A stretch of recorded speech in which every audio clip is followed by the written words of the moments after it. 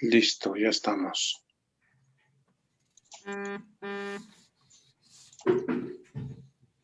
Pues muy buenas tardes, estimados amigos. Sean ustedes bienvenidos esta tarde a esta mesa de aportaciones denominada Aprendiendo el Sistema Acusatorio a través de casos prácticos en la voz de defensores. Ya estamos listos. Se encuentra con nosotros el maestro Luis Froilán Valeras Paredes y el doctor Rodolfo de la Guardia García, su servidor David Aboites, de parte de la barra de profesionistas en Derecho y peritos en Ciencias Forenses. Les damos la más cordial de las bienvenidas. El día de hoy nos ocupan varios temas muy importantes que de verdad cada uno se antoja para una larga charla. Sin embargo, bueno, les daremos nuestras consideraciones precisamente a todos ustedes del por qué hemos decidido abordar estos temas. Pues vamos a darle bienvenido, mi estimado maestro Luis Valderas. Buena tarde. ¿Qué tal, Rodolfo? ¿Qué tal, David? Amigos, buenas tardes. Pues en esta ocasión nuevamente estamos aquí con el gusto de saludarnos. Gracias. Gracias, Rodolfo. Igualmente, Rodolfo. Buenas tardes. Hola, ¿cómo estás, Luis? David, gusto en saludarlos, listos para esta mesa. Perfecto. Pues vamos a dejarte en el uso de la palabra, mi estimado Froilán, los medios de impugnación en el sistema, la prueba pericial, algunas consideraciones que nos traes en esta tarde. Adelante, te escuchamos, mi estimado Luis Valderas. Muy bien, ya me estaba preocupando, me cambiaste el tema. Como si no lo conocieras, querido Luis. Nuevamente, buenas tardes a todos. Efectivamente, en esta ocasión yo quisiera que platiquemos un poco acerca de la prueba pericial. A mí me parece realmente una prueba muy interesante, muy importante y sobre todo definitiva en varios asuntos. Entonces, con la finalidad de que podamos ir abarcando temas, tomé la decisión de establecer algunos principios generales sobre esta prueba. Estoy hablando, cuando digo prueba, estoy hablándolo a nivel de género y de especie. Es decir, cuando menciono prueba, estoy hablando lo mismo de dato, de medio y de prueba propiamente dicha, para hacerlo más fácil y referirnos siempre a lo pericial.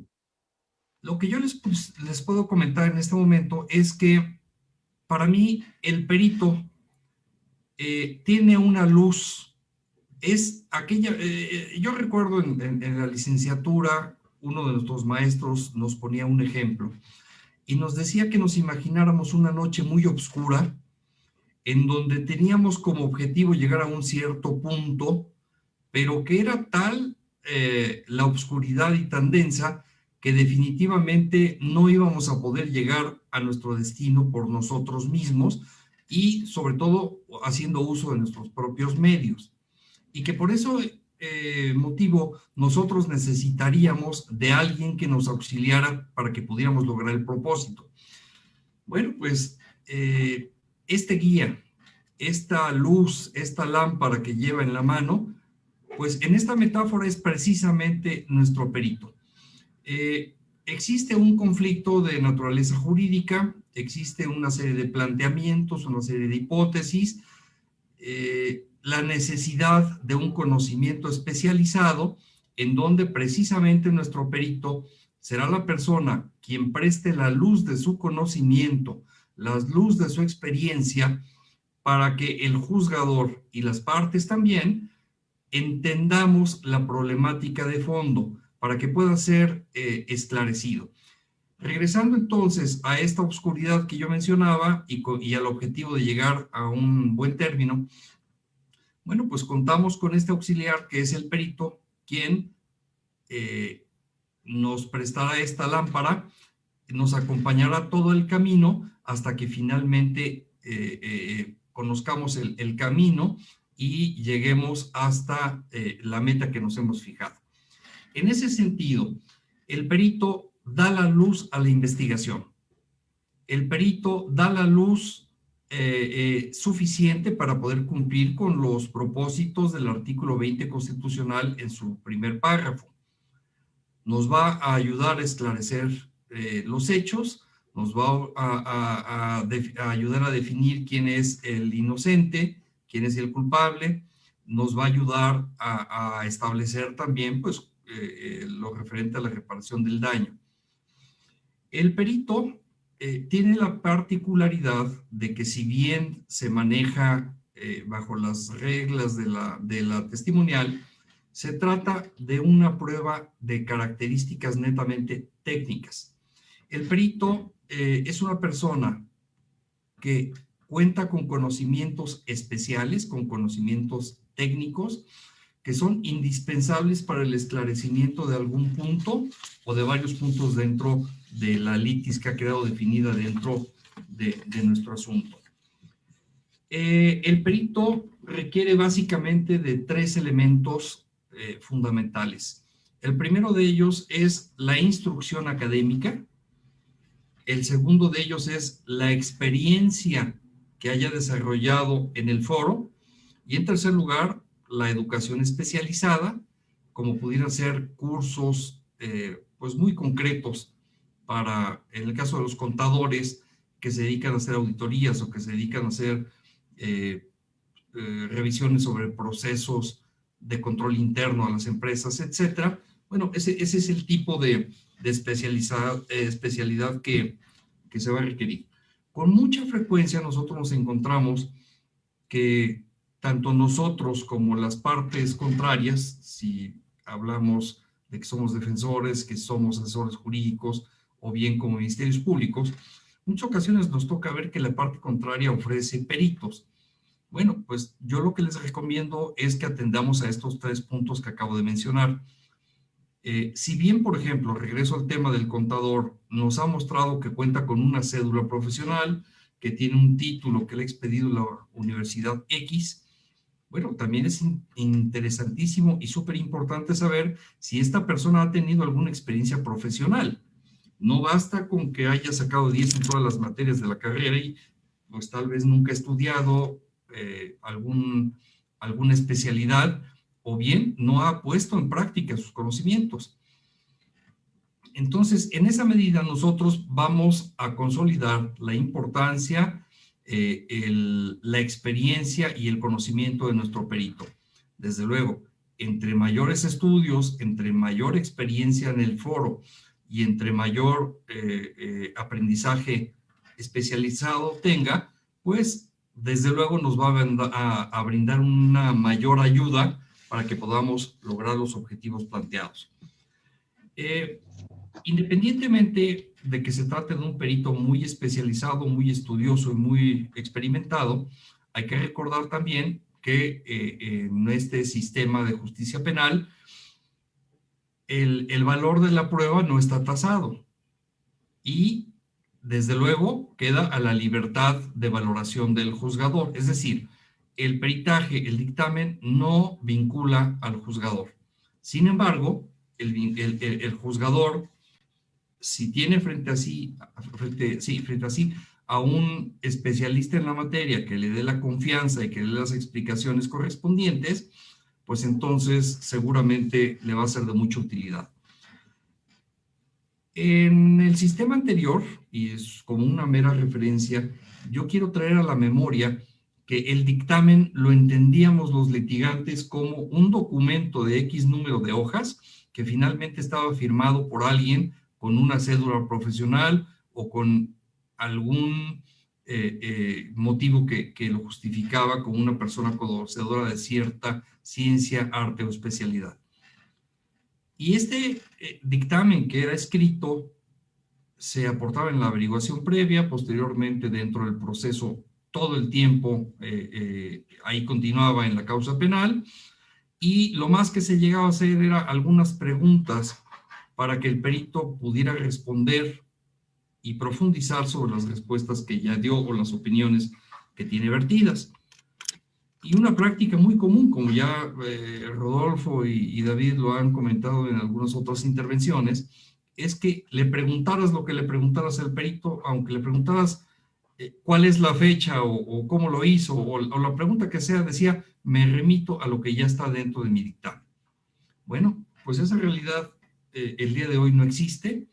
Esa realidad ha quedado totalmente superada y en este momento el peritaje, el dictamen, la experticia propiamente, pues consiste precisamente en las respuestas que el especialista le dé al interrogatorio y al contrainterrogatorio, y más, si hay recontra y demás, quede en presencia del tribunal de enjuiciamiento.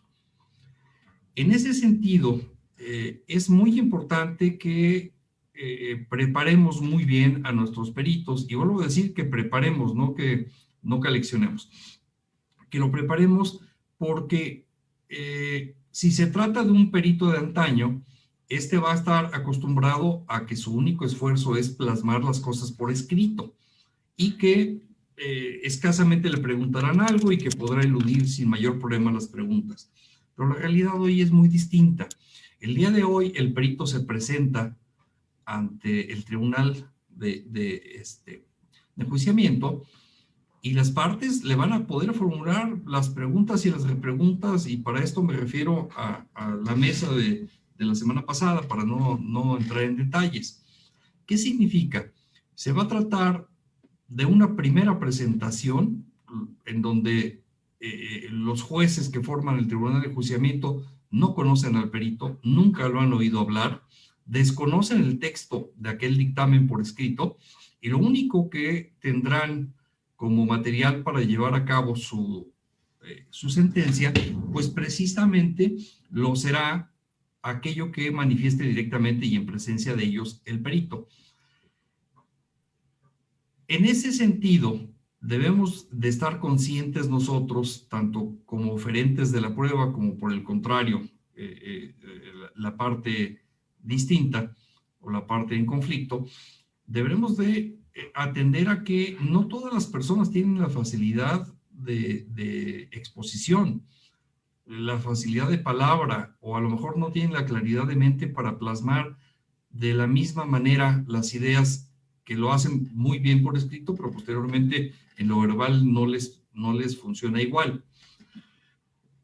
Yo creo que debemos de tomarnos mucho tiempo para que el perito sepa cuál es el procedimiento que va a seguir dentro de esta audiencia, cómo es la mecánica, cómo le van a formular las preguntas, cómo las debe de contestar y en general cuáles son los procedimientos.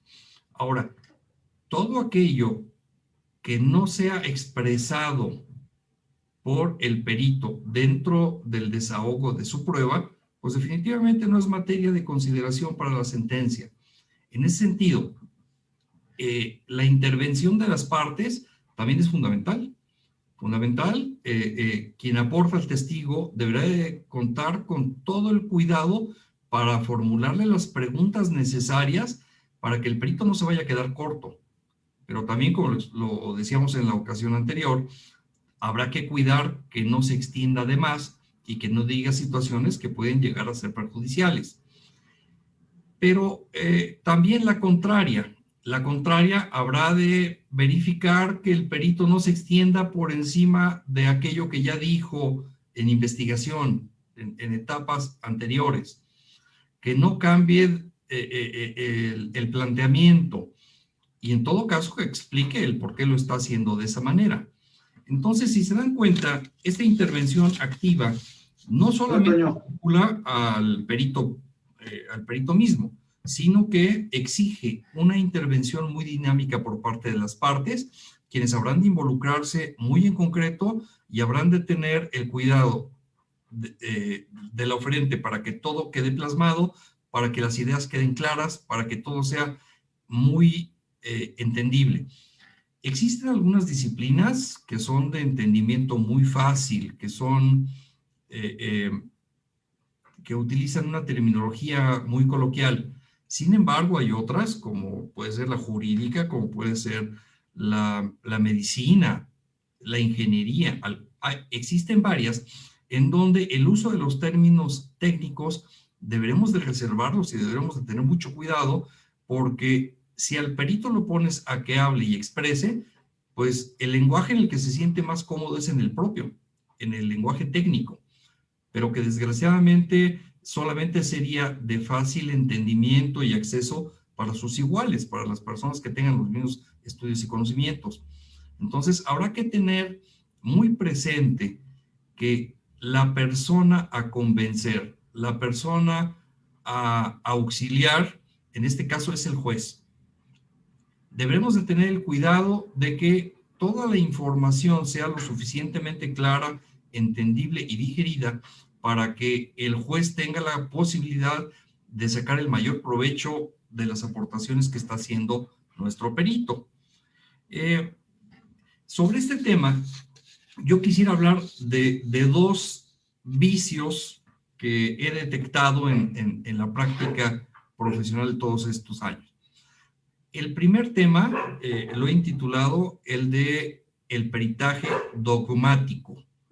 Estos peritajes dogmáticos, para ser más claros, son aquellos que se quedan muy cortos, aquellos que nos quedan a deber demasiado. Un peritaje dogmático es aquel en donde el perito llega a conclusiones sin dar explicaciones.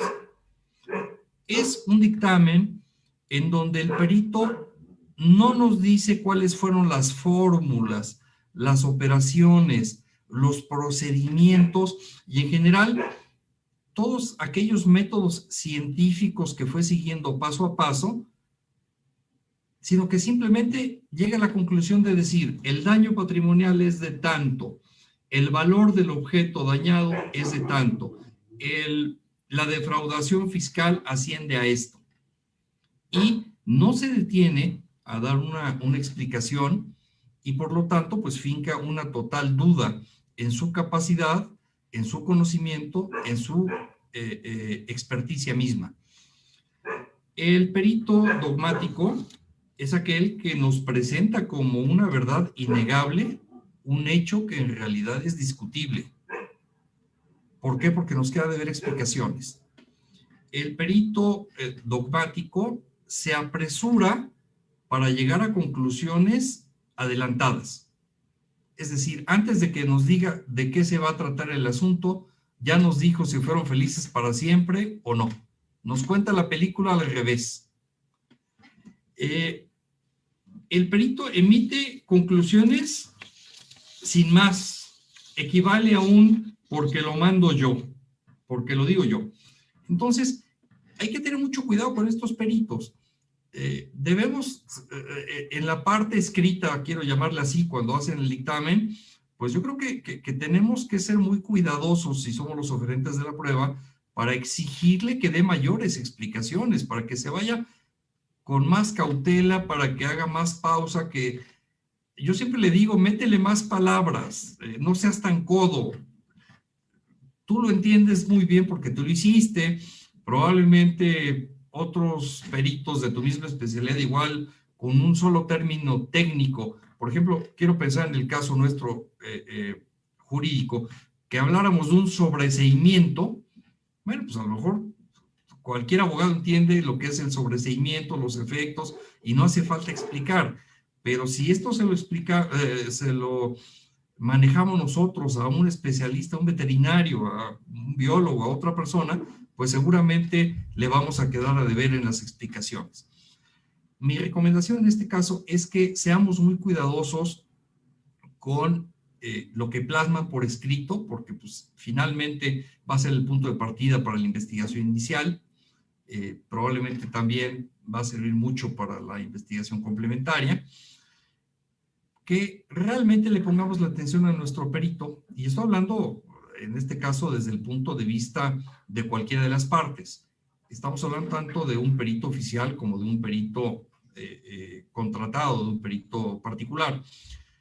Habrá que exigirle que le meta más hojas, habrá que exigirle que le meta más explicaciones. Yo siempre lo que les digo a ellos es, te pido que seas tan amable de pensar que la persona que va a leer tu dictamen es un niño de 6 años y que te tiene que entender a la perfección y que ese niño va a tener la capacidad para explicarme de qué trata tu dictamen, cómo le hiciste y finalmente que quede tan convencido que él me pueda convencer a mí. Y otra reflexión que les hago es que la persona a quien va a atender, la persona a quien proponemos o pretendemos convencer es precisamente a un abogado. Y este abogado probablemente si le hablas de cuestiones muy especializadas en aeronáutica o probablemente si le hablas de algún tipo de armamento especializado o qué sé yo, alguna cuestión de bioquímica, pues nos va a costar mucho trabajo entenderlo a cualquiera de las partes y sobre todo al juez. Y que un peritaje es útil en la medida en que sea entendible. En la medida en que no es entendible un perito, un peritaje, un dictamen, pues definitivamente no sirvió. Podrá sonar muy apantallante, podrá creer el perito que le van a aplaudir, pero realmente no ese es el objetivo que se persigue. El perito debe de ser claro, debe de ser pausado, debe de estar bien sustentado en cada uno de sus afirmaciones. A los peritos, cuando empiezan a afirmar cosas ligeras, yo lo que suelo es preguntarles, bueno, ¿y eso cómo es que llegó usted a esa conclusión? ¿Por qué motivo afirma eso? Y ahí es cuando ya los metes en problemas, porque si no tienen documentos o no tienen imágenes o algún otro dato o medio de prueba, pues definitivamente se van a dar cuenta de que sus afirmaciones son al aire.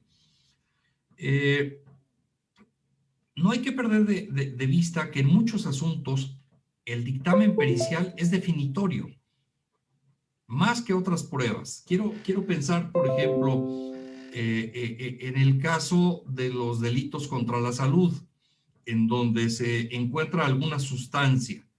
Y bueno, esa sustancia tiene toda la apariencia de ser una droga, de ser cocaína. Pues sí, pero no cualquier persona nos puede sacar de esa duda. Y la única es un especialista, en este caso probablemente será un perito en química. Y este perito en química pues tendrá que explicarnos y tendrá que convencernos a todos, y muy especialmente al juez, de que esta sustancia de cierto color, consistencia, olor, características, pues no nada más la olió o la probó, sino que además le aplicó una serie de reactivos, que utilizó probablemente algunos instrumentos mecánicos o electromecánicos, y que después de que hizo 3, 4 o muchas más pruebas, bueno, en ese momento es cuando ya puede establecer sin lugar a dudas o con un altísimo porcentaje de seguridad que efectivamente se trata de esa sustancia y no de otra. Es decir, no es harina, no es talco, no es atole, no es otra cosa, sino que se trata de esa sustancia, y que es una sustancia prohibida. Lo mismo pudiera pasar, por ejemplo, pues con una arma. Ya este tema lo hemos hablado también en otras ocasiones. Y es la diferencia entre que si se trata de una prisión preventiva oficiosa o se trata de una justificada, y eso significa un proceso en libertad o significa un proceso privado de la misma. Entonces, sí hay que ser muy cuidadosos, hay que ser muy serios. Bueno, esto por un lado. Ahora me quiero ir al extremo contrario. Existen también aquellos peritos que quieren abarcar tanto que en muchas ocasiones se salen de lo que es su especialidad. Aquellos peritos que en muchas ocasiones, sobre todo esto pasa con los peritos oficiales, aquellos que, pues, por ejemplo, si son peritos ¿en qué les gusta? En tránsito vehicular, pero han tenido ya contacto con peritos en criminalística, ya han conocido necropsias, están familiarizados con el total de la carpeta, o bien con lo que es propiamente la carpeta judicial, pues los peritos se ven tentados, y muchas ocasiones caen en la tentación de emitir opiniones que van más allá de su especialidad, en entrar en funciones que no son las que le corresponden a un perito. Me explico. Bueno, esto por un lado. Y quiero de una vez meter otro ingrediente en el cual les sugiero que tengamos mucho cuidado. Los abogados tenemos un propósito siempre. Tenemos nosotros una teoría del caso. Y esa teoría del caso, bueno, pues si somos defensores, es neutralizar los elementos del tipo penal, O lo contrario, si estamos del lado de la representación social, pues el que sí se acrediten los elementos del tipo penal. Bueno, ¿qué he visto en la práctica? ¿Qué he visto que sucede? Pues que en muchas ocasiones el litigante no se limita nada más en ver que el perito haga el trabajo de la especialidad que le corresponde, sino que pues los abogados le metemos de nuestra propia cosecha. Y entonces, de pronto nos vamos a encontrar nosotros peritajes en contabilidad que están plagados de contenidos jurídicos, en donde el perito nos habla de el desapoderamiento, nos habla del engaño, de dolo, nos habla de daño patrimonial, y en general manejan una serie de términos que no son propiamente el de su especialidad, y automáticamente en ese momento pues se están descalificando a sí mismos y están descalificando el contenido y la calidad y los alcances de su estudio y de su propuesta en favor de esclarecer la litis planteada. Entonces, otros casos que me ha tocado ver es que el perito, al momento en que relata cuáles son pues, los instrumentos o cuáles son los datos que tuvo como base para llevar a cabo su dictamen, pues me sorprenden porque tuvieron en consideración absolutamente todos los datos de prueba o todos los medios de prueba que forman parte de la carpeta, ya sea de investigación o bien judicial. Y entonces, bueno, pues ahí ya no solamente invaden otras especialidades, sino que incluso invaden otras funciones. En otros casos también me ha tocado ver que, seguramente ustedes igual, en donde los peritos dictaminan en base a declaraciones. Para traerlo al lenguaje actual, voy a decir, en base a entrevistas. Es decir, el perito, que si es, por ejemplo, un perito en tránsito, bueno, pues sí deberá, en tránsito vehicular, sí deberá de tomar en cuenta lo manifestado por los intervinientes, por los testigos, etcétera. Sí está bien que los tome en cuenta, pero su dictamen no debe de estar sustentado solamente en eso. No, este perito a su vez deberá de hacer uso de la física, deberá de decir cuáles son las fórmulas físicas que está ocupando, por ejemplo, para la aceleración, para el frenado, y muchas otras que tengan relación, pues, si se trata de un atropellamiento, si se trata de un impacto entre dos vehículos, un alcance, tendrá que revisar cuáles son las reglas, por ejemplo, del reglamento de tránsito de la Ciudad de México. Deberá de tomar en consideración varios elementos, pero como soporte al procedimiento, al método científico que él debe de seguir para llevar a cabo su dictamen. Pero a mí me ha tocado ver algo muy distinto, que el perito, por ejemplo, en evaluación, dictamina que el reloj que fue sustraído vale la cantidad de 80,000 o 90,000 pesos porque el denunciante así lo dijo. Entonces ahí pareciera pues que el perito está haciendo una valoración de la prueba testimonial. Son situaciones que pasan tanto y las vemos con tanta frecuencia que hasta pareciera a veces que ya son hasta normales. Otra situación que llegamos a ver nosotros es, por ejemplo, y es muy sintomático en el caso de los dictámenes en materia de evaluación, que curiosamente un perito en evaluación sabe cuánto vale una llanta, de una bicicleta, una motocicleta, un tráiler, y sabe también cuánto vale un tanque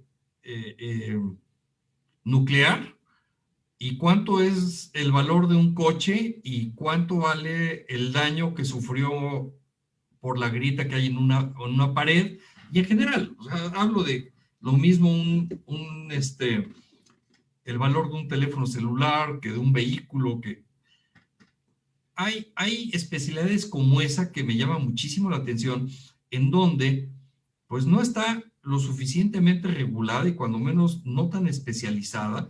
A mí se me ocurre, por ejemplo, que pudiera haber peritos valuadores, como los hay en materia bancaria, pues valuador de inmuebles.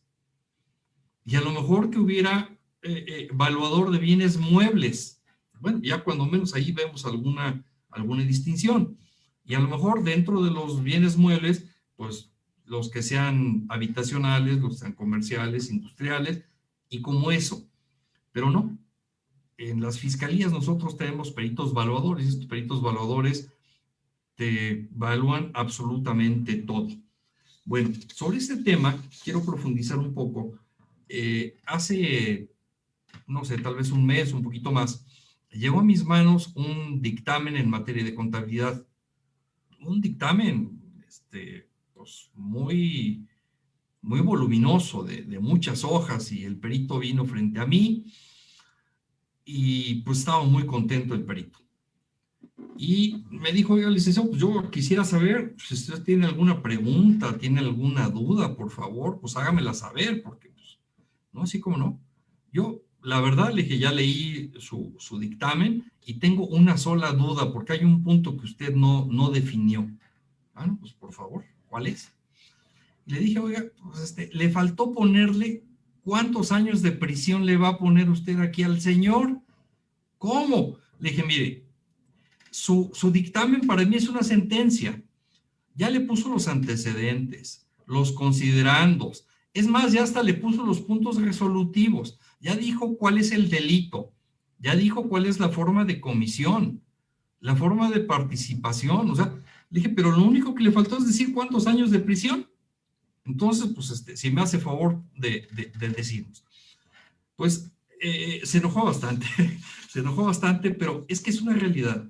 Un perito no puede invadir la función jurisdiccional. Un perito, yo regreso a lo que dije en un inicio. Un perito para mí es una persona conocedora, especialista de una cierta materia. Hay peritos que probablemente pueden ser al mismo tiempo contadores, biólogos y abogados y médicos. Bueno, está bien, tienen, pero no es la regla general. La regla general es de que están especializados a algo. Me estoy yendo a la parte más sencilla, que son las actividades reguladas. Estoy hablando de las profesiones y como lo sabemos, pues hay algunas otras actividades en donde definitivamente no hay regulación de la ley de profesiones, sino que se siguen bajo otras reglas. Pero finalmente el fondo es el mismo.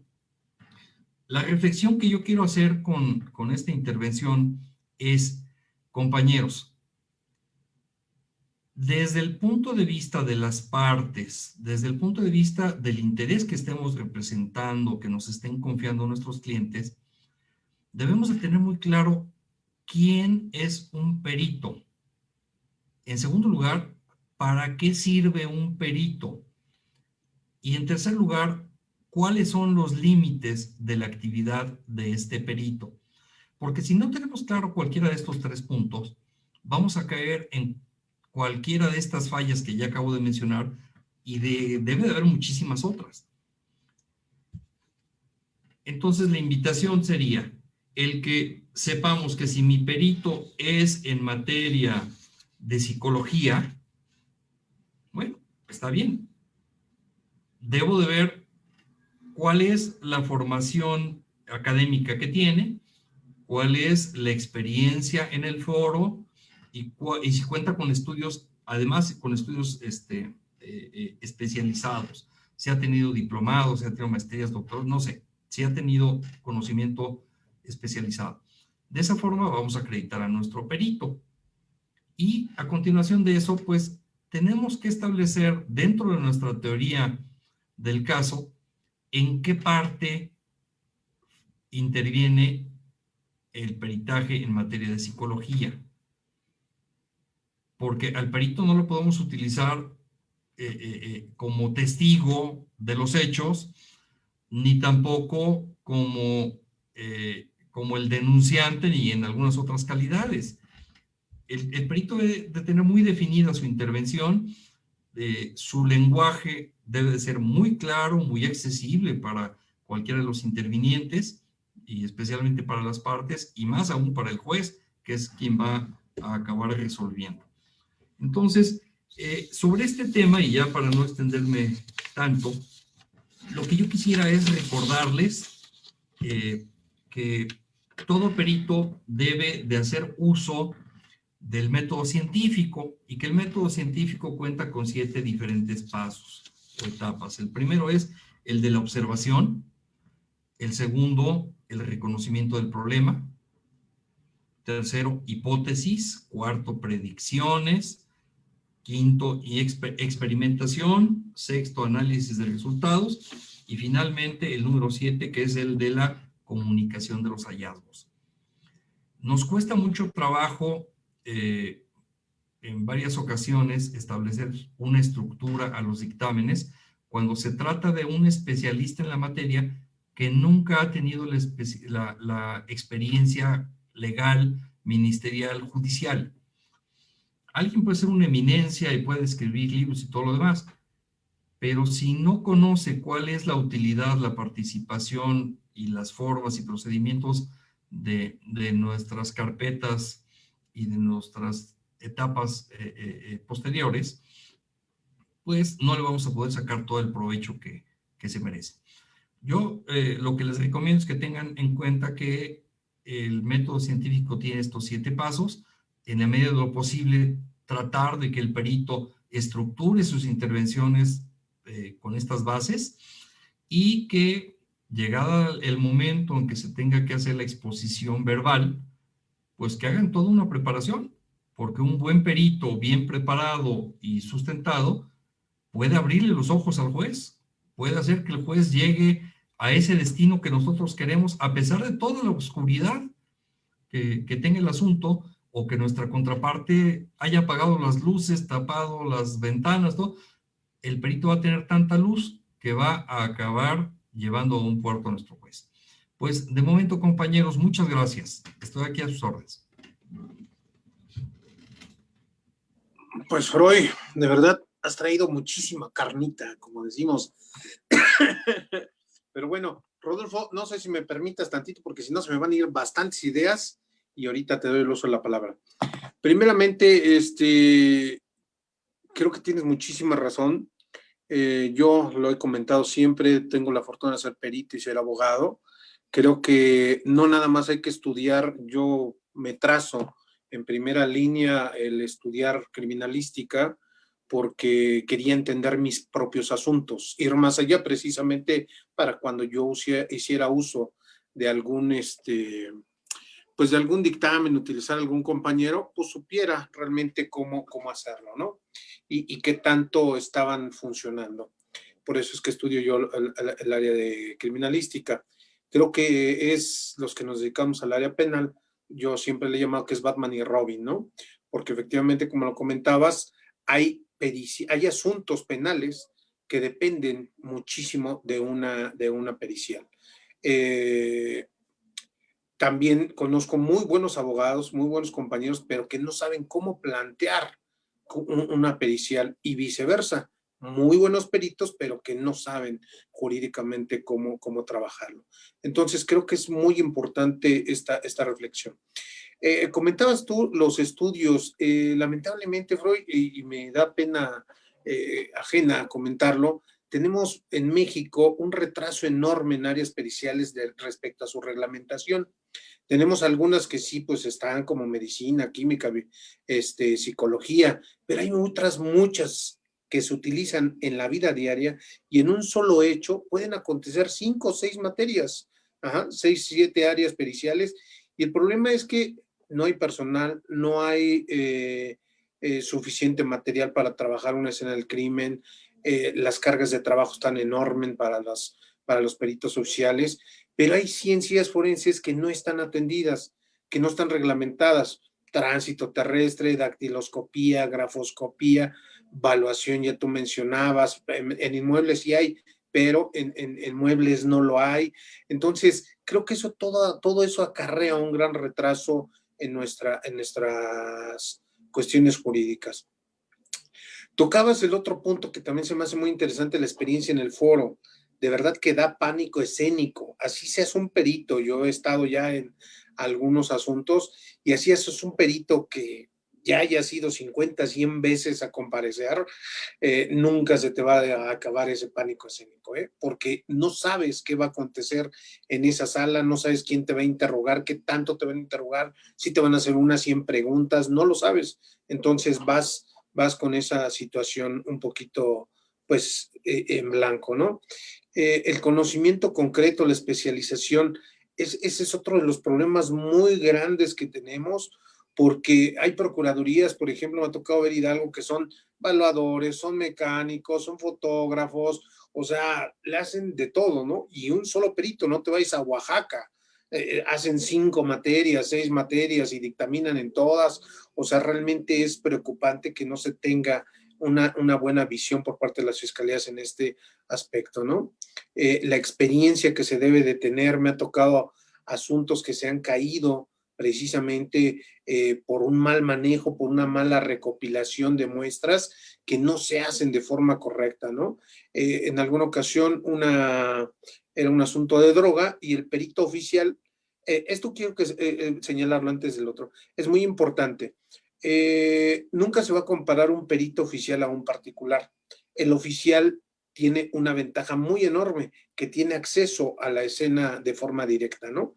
Muchas de las veces. Y el particular no, ya llega posteriormente, cuando ya está todo modificado, llega a ser como revisor del perito oficial, a ver qué hiciste bien, qué hiciste mal, cómo lo hiciste. Ajá. Entonces, en ese sentido, ya no desarrollan el mismo trabajo, pareciera esa confrontación.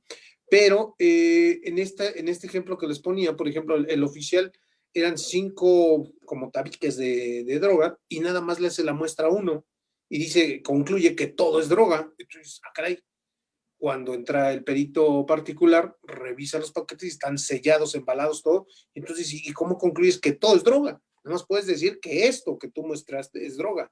Y entonces, lógicamente, se viene abajo las cantidades diversas por esa mala praxis, por esa mala forma de recabar. Otro asunto que recuerdo también es una violación donde participé como perito. Realizamos la toma de muestra, me tocó de huellas dactilares en esa ocasión, y entramos al penal. Ajá, pero entramos todas las partes, los abogados, los peritos, con todas las de la ley, quedó constancia, y adentro le tomamos también el consentimiento, que es otra de las cosas muy importantes, hacerle saber los alcances de que está dando esa muestra, la persona que la está dando, los alcances jurídicos y que pueden salir en su contra o en su favor. Ajá, porque si no se vicia esa pericial. Es muy importante que esa toma de muestras que tú realices o esa recabación de información sea con la legalidad, en presencia del Ministerio Público, en presencia de su defensor, ajá, y con este conocimiento previo de los alcances jurídicos, porque si no se pudiera viciar esta prueba, ¿no? Y entonces, aunque nuestro trabajo haya sido excelente y hayamos hecho un buen trabajo, por esta mala praxis, pues va a traer consecuencias graves, ¿no? Hay veces que hay que revisar hasta dónde. Yo normalmente, por ejemplo, les pido Ahí está el detalle. para poder en un momento dado revisar exactamente cómo está la carpeta, en qué condiciones se encuentra, porque muchas de las veces, en qué condiciones se encuentra, porque muchas de las veces, como lo comentaba hace ratito, los compañeros abogados no saben hacia dónde dirigir, te están pidiendo, oye, es que quiero que determines, por ejemplo, en unas lesiones, ¿no? O en medicina, de repente aquí en la barra, pues tenemos abogados y peritos de todas las áreas, y de repente nos hablan los compañeros, oye, es que estoy buscando un médico que nos diga que que esa lesión que tiene la víctima no es de las que dejan cicatriz permanentemente notable en cara, ¿no? Y tú dices, ¿y de dónde vamos a decir eso? Pues si se le ve a leguas, ¿no? No se puede, o sea, no podemos ir a mentir a un juicio y decir, no, señor juez, como perito yo digo que no hay, que no estamos jugando, ¿no? Y bueno, esa frase de a mi leal saber y entender, Dios mío, la teníamos a más no poder en los peritajes anteriores. Entonces, tenemos que revisar la carpeta para orientar a quien no tiene conocimiento y decir, bueno, puedes hacer esto. En este caso de las lesiones que les decía, ¿sabes qué, compañero? No se puede porque nosotros no vamos a cambiar la libertad del perito por la libertad de tu cliente, pero lo que sí podemos hacer es un peritaje donde se diga que hubo riña, porque el expediente te lo da, y donde se diga que tu cliente fue el provocado y no el provocador, y eso va a ayudar a que lógicamente baje tu pena, ¿no? Entonces, es importante aterrizar en un momento dado ahí a los compañeros. Otra cosa que decías, Freud, el peritaje orienta, no vincula correctamente y totalmente de acuerdo contigo. Creo que también no hacemos uso más bien de esa figura del asesor técnico que el mismo Código Nacional nos da permisión. Llegamos y de repente también a nosotros nos hablan con peritos, oye, es que nada más quiero que me haga las preguntas el perito, ¿cuánto me cobras, no? Bueno, pues si quieres yo nada más te hago las preguntas, lo ideal es que te acompañe porque tú no sabes qué te va a contestar en ese momento y si lo que te contesta es cierto o no es correcto. Pero bueno. Y muchos compañeros, pues tal vez por economía de su cliente, por X, se van solos a los interrogatorios de los peritos cuando tienen el derecho de llevar a ese asesor jurídico. En alguna ocasión, algún amigo juez me comentaba que incluso ellos iban a tener un asesor técnico como jueces, a mí, tras bambalinas. A mí se me hacía muy interesante esa situación porque también ellos pues no son todólogos, ¿no? También, como decimos, por eso necesitan la opinión de algún perito experto en la materia para poder dar su opinión y que ellos orienten más si esa opinión técnica sirve para respaldar en un momento dado su decisión, ¿no? Creo que eso es muy importante. Y lo que comentaba hace ratito también, Freud, de verdad que los nervios no te dejan, ¿eh? No te dejan, o sea, no es experiencia, sí te tienes que exigir al perito. A mí y yo de ahí lo hago. En alguna ocasión, créanme, un asunto así de película, hay una institución bancaria, atrás una casa abandonada, hacen un boquete el fin de semana, se meten a la bóveda, se llevan el dineral, abren la bóveda, se llevan el dineral, y así el lunes que llegan los policías, pues revisan que ya está vacía la bóveda. Y por una huella dactilar detectaron a una de las personas, por una huella, y a mí me contrataron como perito en dactiloscopía para ir para hacer el dictamen. Lógicamente que yo no tuve acceso de forma directa al lugar, pero empieza a revisar el trabajo de los compañeros oficiales y empieza a detectar ahí algunas cuestiones que no habían cumplido con la metodología que utilizamos en la criminalística, y me empiezo a meter. Y de repente, pues yo dije, ya entregué mi dictamen, hice bien mi dictamen. Y yo dije, bueno, ya no me hablaron, ya ahí quedó. Cuando me llega la cita, ¿no? Cuando me llega la cita para presentarme a juicio oral, porque había llegado a juicio, ¿no? Y entonces dije, caray, no, pues me puse a estudiar. Pero para esto me gustó mucho y algo recomendable que tú decías, y creo que también hay que hacerlo cuando contratemos a alguien, hay que ensayar con el perito. Este abogado que me contrató me citó como 3, 4 veces y me estuvo ahí preparando y a ver, y si te preguntan esto, ¿qué vas a decir? Y tienes que exponer esto, o sea, normalmente dejamos al perito y pues bueno, hay que se presente cuando llegue, que llegue solito allá, o sea, no, la verdad me gustó mucho la metodología de este compañero, tal vez nunca me había tocado, lo había exagerado porque decía, oye, pégate, pero es que tengo cosas que hacer. No, es que tienes que prepararte. Yo como abogado me tengo que asegurar que vas a ir a hacer un buen trabajo allá, que vas a exponer bien tu dictamen, que lo vas a justificar, no nada más ir a decir cosas por decirlas, y creo que eso es muy importante que no debemos de perder de vista. Y es que, te digo, mentalmente tú llegas y dices, bueno, ya estoy preparado, ya. Cuando de repente llego, y primero me dicen, es la sala 1, la de alto impacto, como para 100 personas. Dice, pásele, perito, y hay como 15 peritos oficiales ahí viendo van a ver su exposición y están otros como 70 de público, o sea, el auditorio lleno, Dios mío, o sea, de verdad no dimensionaba yo porque no estaba preparado para eso. Dije, pues una sala chiquita, 10 personas, 5, ¿no? O sea, de verdad impacta. Por eso es importante que nos preparemos como peritos y como abogados y hagamos un buen ejercicio, porque bueno, puede una cosita de esa naturaleza puede desequilibrar y realmente pues generar una mala exposición, porque efectivamente ya pues le entregaste en papel, sí, pero ahora ese dictamen ya no habla. Ahora el ventríloco, que es el abogado, tiene que hacer hablar al perito para que éste traduzca lo que dice ahí, ¿no? Entonces, sí, créanme, sí es muy importante esta situación. Eso también de que comentabas, la conclusión sin explicación, sin fórmulas, sin operaciones, yo los veo, por ejemplo, de repente te hablan, es un dictamen en materia de estado psicofísico, un certificado, y te dicen, y ofrezco la pericial consistente en la de medicina, que, caray, pues ¿cuál? Y ofrezco la pericial en evaluación y es de una hoja, ¿no? Y ofrezco la pericial en materia de identificación del vehículo, y tú revisas cuál pericial, nada más es una hoja. O sea, a eso le llaman una pericial. Creo que los puntos que tú exponías de acuerdo al método científico deben ser tomados en cuenta bastante. Lamentablemente existen pues muchísimos manuales, ninguno vinculatorio, ninguno obligatorio al día de hoy, muchísimos que te dicen parámetros, esto, lo otro, pero no hay uno que te diga de forma exacta cuál es lo mínimo que debe de llevar un dictamen. Cada quien lo hacemos, como decimos, hasta a nuestra edad, saber y entender.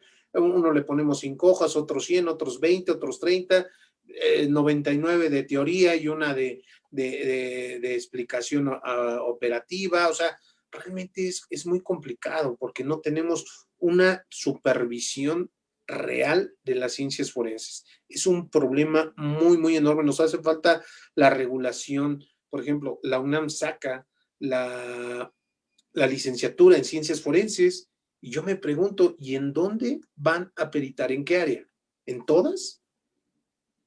Ese es un problema muy grave, ¿eh? Te dicen, en criminalística y criminología. Sí, aquí vienen mucho problema porque hay diplomados, nuestra asociación, nuestra barra, tenemos precisamente autorización para poder dictar, hemos hecho ya varias generaciones de peritos en criminalística. ¿Por qué? Porque anteriormente no estaba reglamentada. Ahora ya se tiene una licenciatura, se tiene un REBOE, pero el problema es precisamente todas esas personas que en un momento dado hicimos un diplomado y ahí nos dieron una acreditación de peritos, ¿no? Tenemos que estar en constante capacitación, en constante avance para poder estarnos capacitando. Pero de repente me hablan algunos compañeros que son en criminalística y me dicen, oye, es que me están contratando para participar en una necropsia y pues quiero que me ayudes a prepararme. Y espérate, pues, si eso es de medicina, te va a dar una friega el doctor, ¿no? O sea, no podemos agarrar nada más por agarrar, como decimos, por chamba y pues sí, yo saco, a ver, ahí ganarme unos pesos, ¿no? Creo que un punto que habría que sumar a lo que dices, Freud, es la ética. Ajá. Porque se rompe mucho de no ser parciales, ¿no? Creen muchos y son preguntas obligadas en la sala de juicio, ¿no? A ver, perito, ¿y usted le pagaron, va? No, pues sí, efectivamente, como cualquier trabajo, ¿no? Entonces usted orientó sus conclusiones a lo que quería la defensa y lo contrató la defensa, y le pagaron, o sea, pues sí, como cualquier otro, pero eso no implica, porque yo no debo de perder de vista que como perito soy auxiliar de la justicia. Yo no puedo vender resultados porque el expediente no lo da, resultados contrarios. Eso creo que es muy arriesgado, es jugarle a ser temerario y bueno, pues esto puede ser en perjuicio de la víctima, porque como perito puede estar en mis manos que una persona, como decías, esté libre o esté presa. Entonces, creo que es muy importante la labor que nosotros hacemos sin perder de vista esto. Y ese peritaje dogmático no lo había oído, se me hace muy interesante tu análisis, porque efectivamente de repente vemos que hay peritajes que se dan en perjuicio de la víctima, ¿no? De repente se hace una hojita, me ha tocado mucho en el Estado de México, que se hacen en una hojita la evaluación, nunca se hacen investigaciones del auto, donde se investigó el valor, se tomó en cuenta si era factura original, si era qué qué kilometraje tenía, si tenía todo pagado, o sea, todo ese tipo de cosas, y se cae abajo el peritaje. Y como se cae abajo, ahora resulta que la víctima, pues no hay una daño en moneda, porque pues no hay un valor, o de repente te dicen, ¿sabes qué? Pues son 10,000 pesos tu evaluación, ¿no? Oye, pero pues si mi vehículo valía 125,000 pesos, ¿cómo crees? Pues es que no, resulta que pues el peritaje estuvo mal, ¿no? Creo que tenemos que tener un poquito más allá del ámbito jurídico, debemos de tener mucha empatía por hacer bien nuestro trabajo, de verdad.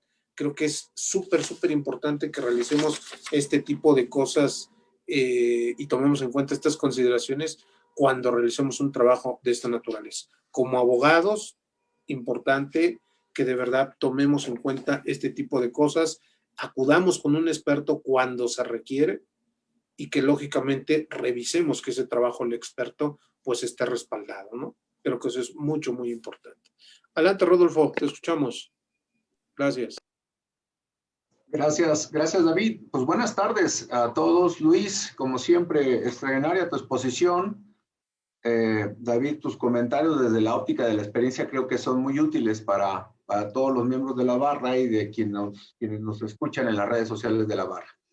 Luis, fíjate que me llamó la atención algunas ideas que permíteme ir sumando a tu extraordinaria exposición. Primero, lo que tengo que establecer es que siempre en la academia he sostenido que entrar a una audiencia ahora en el sistema adversarial, tenemos que pensar que es como si fuéramos a entrar a un quirófano. Y normalmente el abogado líder, el litigante líder es el cirujano mayor. Sin embargo, solo no puede operar. Y a partir de ahí el cirujano necesita a un especialista y a un anestesiólogo y a un equipo incluyendo enfermeras. Y así veo yo el ejercicio de la mesa de litigación. Entonces, yo lo que quiero imaginar es que el perito, el testigo experto, así llamado en el nuevo sistema adversarial, es precisamente uno que pasa las herramientas al cirujano mayor, entiéndase al litigante, al que abre el interrogatorio o al que contrainterroga. ¿Por qué? Porque esa es la oportunidad de obtener la información útil que ha de llegar al tribunal, ya fuera juez de control en inicial, dijiste tú en sobreseimiento, puede ser también desde luego en juicio, que es la naturaleza primaria de los testigos. Ahora, no hay que confundirnos. La calidad y esta mesa de aportaciones para defensores, tenemos que ser, aunque a veces suene fuerte, no hay que confundirnos. La calidad de nuestros peritos es proporcional a la calidad de nuestro litigio. Si nosotros no contratamos a la persona idónea, no lo vamos a dejar en manos del cliente. Porque es muy, a ver, a todos nos ha pasado que el cliente dice, no, yo tengo un grafóscopo, yo tengo un balístico, yo tengo un criminólogo, a mí me hacen el protocolo de Estambul por X números de pesos. Sin embargo, eso no te garantiza la calidad del ejercicio en la mesa de litigación. Porque ya lo dijo Luis, el dictamen terminará siendo un documento, pero no es más que un registro. La información útil será la que se produzca en la mesa de litigación. Entonces, a ver, la primera premisa que yo quiero compartir con ustedes es que la calidad de nuestro litigio va de la mano con el que está a nuestro lado, que es nuestra segunda silla, nuestro auxiliar directo, que conoce la carpeta, pero también va de la calidad de nuestros peritos, de nuestros testigos expertos, de nuestros testigos de hechos y de nuestros testigos acreditados. Aquí no, así que no nos sorprendamos si el testigo experto, el perito, no da la información útil, porque esa será nuestra culpa, nuestra responsabilidad. Tendremos que ser lo ético para contratar a la persona indicada en los términos de la suficiencia económica de nuestro cliente, de nuestro defendido, y poder producir y poder acompañar la elaboración del registro, del dictamen, y luego acompañarlo y decirle cómo en estas simulaciones de audiencia tiene que producir la información. Los testigos y más los peritos están acostumbrados a que les hagamos las preguntas directas como lo hacíamos en el mixto. Cuando les dices en abierto, y no tienen en memoria su dictamen porque alguien les ayudó en el laboratorio, porque lo dejaron en manos de otro colega, no saben, no conocen ni la encomienda, la metodología, los ejercicios y las conclusiones, estamos fuera del sistema. Y no nada más estamos fuera del sistema, estamos haciendo un litigio que se aleja del litigio estratégico que debe de corresponder a nuestro prestigio como defensores. Entonces, lo primero que tenemos que establecer, y es lo que dice el 369 del Código Nacional de Procedimientos Penales, es saber si la experticia que hemos de ofertar en inicial, en intermedia, para medio o para llevarla a juicio es de las tasadas, es decir, tenemos que encontrar un perito, un testigo experto que tenga una capacidad tasada, que tenga cédula profesional en la experticia. Pero ojo, tener cédula profesional no significa ser perito. Tener cédula profesional no significa saber hacer dictámenes. No significa responder a la experticia. Conocemos muchos compañeros que tienen la cédula profesional en alguna de las ramas especializadas y no han hecho un solo dictamen. Mucho menos pueden producirlo en una audiencia de control o en una audiencia de juicio, ante el Tribunal de Juicio. Entonces, pero después nos dice otra circunstancia, que no tenga impedimento para hacerlo. El 369, me estoy yendo a los principios tasados de la legislación del Código Nacional de Procedimientos Penales. Dice, bueno, ya tienes un perito que tiene cédula, ahora ve que no esté impedido, porque sería tristísimo que en el contrainterrogatorio te aceptaran que a través de una pregunta sugestiva, pues confesara que está impedido y con eso se fue a la basura todo tu trabajo. Y ahora nos vamos al otro ejercicio. Cuando los testigos expertos, las experticias no son tasadas, dice el Código Nacional que debe de ser una persona idónea y que pertenezca a un gremio o agrupación relativa al ejercicio de la experticia. Fíjense cómo estas son las naturalezas. Normalmente lo que decimos es, bueno, no hay cédula para grafoscopía, ¿y qué hacemos? Buscamos quién está autorizado por el Poder Judicial de la Federación o por el Poder Judicial de la Ciudad de México. No nos alcanza para esos niveles de honorarios. Entonces buscamos a alguien que tenga alguna diploma o reconocimiento de estas experticias. Pero aquí estos dos elementos son muy importantes para el contrainterrogatorio, nosotros como defensores. Idóneo y que pertenezca a un gremio. Por eso, el primer elemento de contrainterrogatorio tiene que ser específicamente a lo que hemos llamado, y ya decía Luis en la última de las pláticas de esta mesa, es el tema de contrainterrogar sobre la acreditación, hacer investigación sobre la acreditación. Es decir, de dónde salió el testigo experto oficial, quién me lo trajo, cómo me lo trajo, de dónde salió el particular, qué experiencia tiene. Y eso hay registros públicos y registros privados que se pueden obtener a través del auxilio ministerial o el auxilio judicial.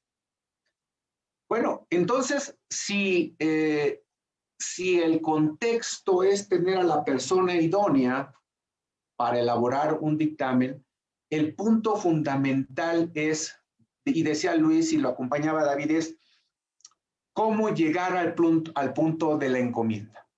Bueno, evidentemente, lo que hay que hacer es una trazabilidad del hecho que uno quiere llevar a la experticia, y esa trazabilidad del hecho está en la imputación. Está en el hecho plasmado, principio de mismidad, imputación, vinculación, acusación. En ese mismo hecho está la lógica, en la gravedad, en alguna circunstancia especializada. Ahí está el punto de prueba de la experticia. Y nosotros los oferentes del testimonio, somos los encargados de la encomienda. Es un gran error que en muchas ocasiones se deje al perito que establezca o se autodetermine la encomienda para llegar a un punto. En muchas ocasiones he escuchado que le dicen, es que yo lo que quiero es que me digas esto. Pues ya está mal. Pues ya está mal, porque tú estás condicionando el resultado. Y lo que se busca a través de una experticia honesta intelectualmente es que el perito, lo primero que tengas que decirles es, aquí está la carpeta, mi propósito es este, mi punto de prueba es este. Nos volvemos a ver en 5 días y me dices cuál es tu conclusión.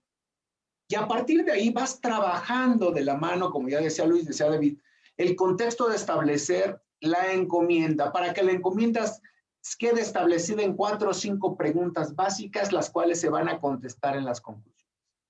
Y que van a ser el punto fino para llegar a tu teoría del caso y desvanecer un agravante, para desvanecer la conducta, para llevar a la tipicidad o para generar inclusive la duda razonable. Entonces, otro elemento que yo quisiera sumar aquí a las extraordinarias exposiciones de David y de Luis es decirle a nuestros peritos que no van a pelear con las partes en el interrogatorio, que no van a confrontar otros interrogatorios. A veces cuando tú contratas a un perito y el perito te dice, dame el dictamen del contrario, ya sabes que no va por ahí, que no conoce cuál es la experticia y la naturaleza. La contratación de un testigo experto y la elaboración de dictamen no es controvertir el otro, el institucional, o el particular, si estás por el lado de la asesoría.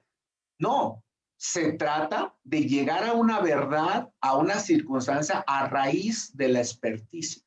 Lo peor que podemos hacer es contaminar a nuestro perito diciéndole, es que dijo esto, porque luego el dictamen, no sé si les ha pasado a nuestros amigos que nos ven, pero seguramente sí, termina siendo como una lucha, no, yo no le digo esto, como si fuera un tercero en discordia, que inclusive ni los terceros en discordia en el sistema mixto tenían ese propósito.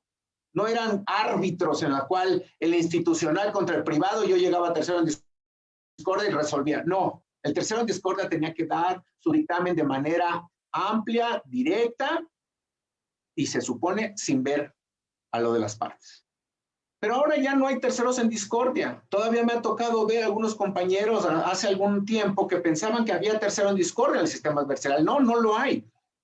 Por eso la técnica de litigación para poder interrogar en abierto, en contra y en réplica se vuelve fundamental. Y ahí es donde el cirujano mayor entra y le dice al anestesiólogo, llámese testigo, experto, dime.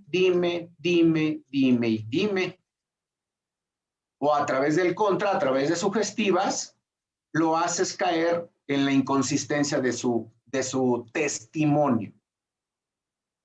En el contra, como ya lo vimos la semana pasada, es fundamental saber si no lo produjo en abierto, no le preguntes. No le preguntes, quédate ahí, se acabó. No hay información útil, no va a haber materia para réplica. Entonces, algo también que me agradó es cuando Luis se refería a estos, y lo decía David, a los peritajes dogmáticos. Efectivamente, estos peritajes dogmáticos lo que hacen es, lo que demuestran ahora en el sistema adversarial es que el defensor no hizo su trabajo. ¿Por qué? Porque un peritaje que es valorado en juicio o en vinculación como dogmático es porque el defensor no tuvo la habilidad para obtener la información eficaz, útil, respecto a la encomienda, a la metodología, a los ejercicios y a las conclusiones. Y hay algo que es muy importante, hay dictámenes y hay testimonios expertos que requieren de una especialización brutal. Muy complicado explicarlo únicamente con el testimonio. Muy complicado. Utilicemos la técnica de evidencia demostrativa. Sentemos la base, sentemos las bases, preguntémosle cómo lo hizo, si en qué fechas, todas estas circunstancias, hasta llegar hasta la certidumbre de que el dictamen tiene fotografías o tuvo ejercicios, para poder proyectar esas fotografías que no son prueba. Ojo, la evidencia demostrativa no es prueba, pero le permite al litigante y al testigo experto hacerse cargo de explicarle al tribunal, mire su señoría, yo hice esto, y entonces tú como litigante te tiras a la hamaca y dices, este es mi perito. Y el perito explica y queda grabado en el audio y video esa explicación extraordinaria de tu experto para llegar a la conclusión.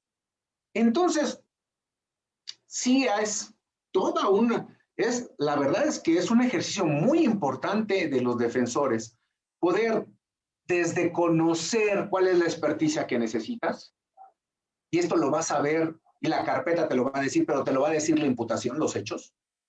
De nada tiene, luego cuando nos perdemos en el bosque y no vemos el árbol, es muy común que andemos haciendo dictámenes que no van al objeto de la investigación y que nos los van a excluir en intermedia, 340, nos van a decir, eso no tiene nada que ver con la conducta de acción, no tiene nada que ver con la conducta de omisión, no es el objeto de la investigación. Entonces, sepamos cuál es la imputación, cuál es el hecho, cuál es el verbo rector del tipo penal para poder, del agravante, para poder justificar este testimonio experto. Y a partir de ahí es contratar al idóneo, que no esté impedido, que tenga su tasa, es decir, que tenga cédula, sino que tenga conocimiento directo del hecho de que pertenezca a un gremio y que sea idóneo. Eso es lo que marca la ley, el Código Nacional en el 369.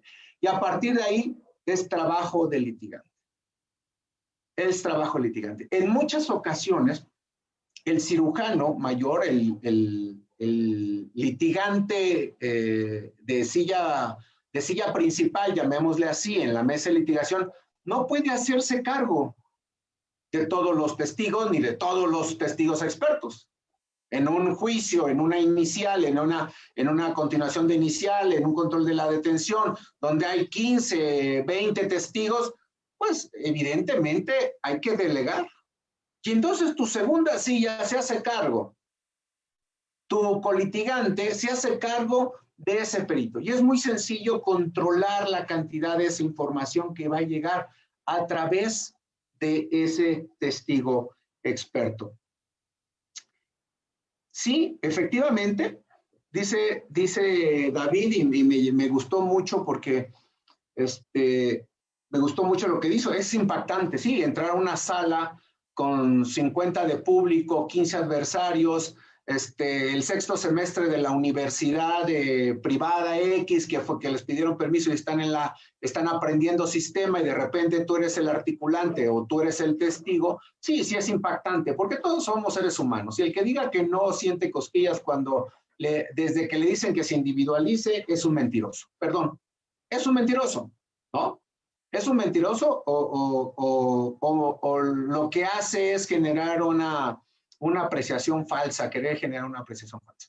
Pero el contexto es este. Sí, es muy complicado, y más cuando tú eres el que estás a prueba. Es cuando tú estás a prueba como testigo experto. El consejo aquí es: trabajen con sus testigos de hechos acreditantes y con sus testigos expertos. Trabajen con ellos. Pregúntenles. No los obliguen a la memorización. Enséñenlos a razonar. Un testigo que sabe razonar siempre tendrá la respuesta indicada en abierto o en contra. Si no razona, se va a bloquear. Hay grandes posibilidades de que se bloquee. Por eso es que creo yo, y con esto termino, Luis, David, que el ejercicio de contratación al idóneo, al que sabe, y al que sabe defenderlo en tema adversarial, es también una responsabilidad del defensor. El Ministerio Público no tiene esa responsabilidad, se lo asigna por oficio. El que esté de guardia, el que esté de turno, ese lo hará, y ese tendrá que defenderlo. Nosotros tenemos la oportunidad procesal de escoger. Tengan, y con esto termino, tengan en la barra, en esta barra, tengan a una oportunidad y una herramienta para obtener a los peritos, a los testigos expertos más idóneos para ser contratados en ejercicio de defensa. No anden buscándolos en la sección amarilla. Lo digo con mucho respeto. La profesionalización tiene un precio, y el precio es el estudio. Muchas gracias, Luis, David. No, al contrario, gracias a ti, Rodolfo. No sé si gustas comentar hacer algún otro comentario, Freud, para ir cerrando, porque no nos va a dar tiempo de exponer los otros temas. Yo Sí, tengo unos comentarios, pero te escuchamos, Fray. muy bien. Pues muy de rápido, la reflexión que quiero hacer con los amigos es que si nosotros vamos al Código Nacional de Procedimientos Penales, nos vamos a dar cuenta que la prueba pericial está regulada en 3 artículos, que precisamente son los que ya hizo favor de explicar Rodolfo. Son 3 artículos chiquititos. Y si se dan cuenta, bueno, este es lo que regula en específico la prueba pericial. Hay algunos otros que son perfectamente aplicables. Pero dense cuenta de la importancia que tiene esta prueba dentro del éxito de cualquiera de los asuntos que promovamos. Yo quisiera ya para concluir decirles que debemos de distinguir 2 expresiones. La primera de ellas es según mi leal saber y entender, y otra es bajo protesta de decir verdad. Es cierto que los peritos son conocedores técnicos que van a venir a dar su opinión, pero tiene que ser una opinión sustentada y una opinión que puedan defender y una opinión que puedan explicar suficientemente. Anteriormente se tenía la idea de que los peritos no podían cometer falsedad. Y precisamente por eso hago referencia ahorita a leal saber y entender. Porque decían, como tú estás diciendo lo que es tu opinión, pues en tu opinión no puedes falsear. Sin embargo, en este caso la técnica ya es distinta, como le hemos apuntado. Tenemos nosotros a un perito frente a todos, en vivo, en presencia de un juez y de las partes, que lo están cuestionando, y previo a todo eso, le están haciendo la protesta de conducirse con verdad. Y si las opiniones que emita dentro de esa audiencia, pues definitivamente se llegan a quedar evidenciadas en que no solo son diferencias de criterios o diferencias de opinión, sino que realmente por tratarse, por ejemplo, de un dictamen sin sustento, pudiera inclusive llegarse a considerar que se trata de afirmaciones falsas. Y pues para esto son de 3 a 8 años de prisión. Hay un artículo específicamente definido, que es el 313 del Código Penal. Entonces, reforzando lo que ya nos comentaba Rodolfo y también David, hablen con sus peritos, cuiden a sus peritos. En la medida en que cuiden a sus peritos, estarán cuidando ustedes también a su cliente. Les agradezco mucho. Que tengan buena tarde. Igualmente, para cerrar, compañeros, creo que algo que resaltaba el doctor Rodolfo es muy importante, es estrategias de litigación, ¿no?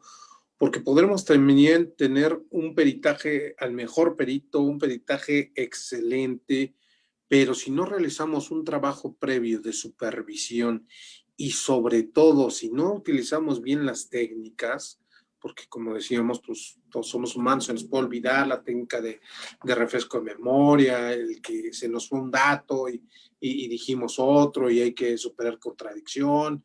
Entonces, tenemos que hacer esos ejercicios de litigación.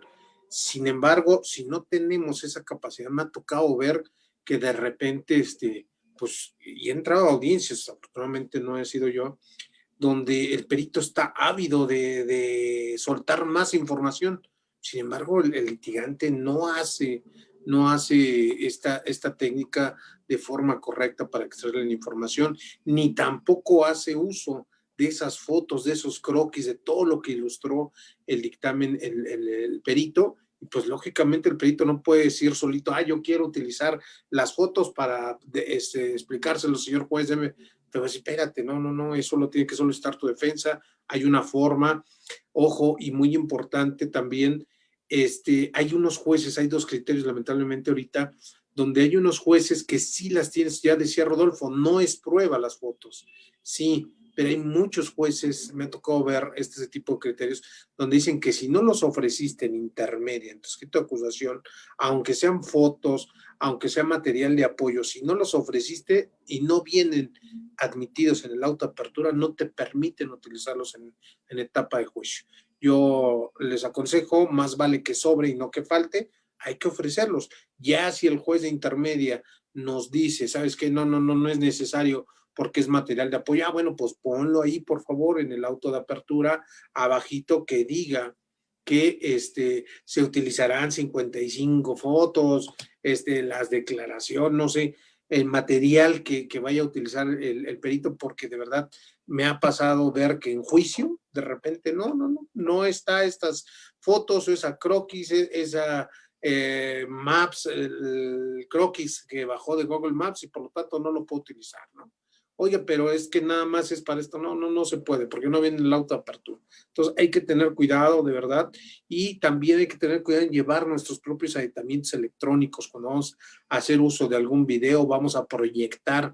Por ejemplo, la otra vez me tocó ver donde exhibían un video de tránsito terrestre en tercera dimensión y necesitaban reproducir un video para ver las posiciones desde el testigo. Se me hizo muy interesante cómo estaba el testigo parado y cuál era la visión del vehículo, cómo rodó el cuerpo, y luego pusieron la visión del que iba pasando, del peatón, cómo iba, veía que venía la camioneta que la impactó, y luego cómo rueda debajo del vehículo, o sea, muy interesante, ¿eh? Y luego la visión del conductor.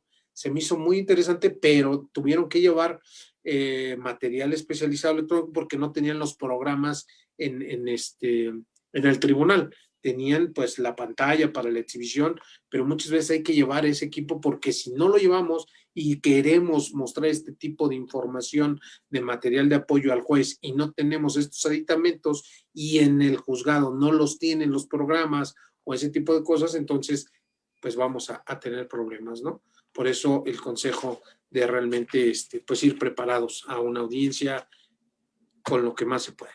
Pues amigos, muchísimas gracias Luis, muchísimas gracias Rodolfo.